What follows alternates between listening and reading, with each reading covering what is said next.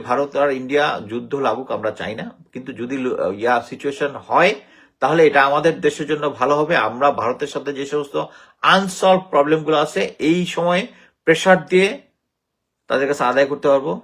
Even আমরা যদি ওই সময় পাকিস্তানের সাথে একটু বেশি ফ্রেন্ডলি হই, তারা আমাদেরকে বেশি ফ্রেন্ডলি হতে দিতে চাবে না। যে একটা যুদ্ধের সময় যদি না দিতে হয়, তখন তাদের কাছ থেকে আমাদের যে ক্রাইসিস, যে সমস্ত জিনিস আদায় করার আছে ওইগুলো আমরা আদায় করতে পারবো। এটা হচ্ছে মানে অনেকটা ওই আসে না, আগুন লাগলে কোথাও আলু পোড়া দিয়ে খাওয়ার মতো আর কি। We don't mind. এতদিন মানে ভারত আলু পোড়া খাইছে আমাদের এখানে, সো তাদের ওখানে যদি ক্রাইসিস হয় আমরাও এখানে আলু পোড়া খাবো।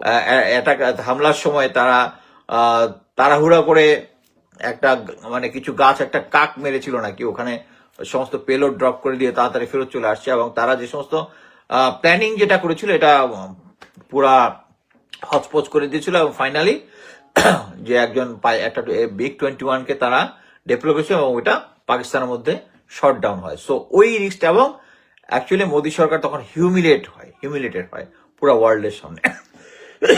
যদিও তারা গল্প বলেছে এক্সকিউজ মি, যে তারা নাকি তাদের পাইলট নাকি একটা F-16 ফেলে দিয়েছে। পরবর্তীতে আমেরিকানরা আবার গিয়ে দেখেছে যে না, F-16 এর কাউন্ট সব ঠিক আছে।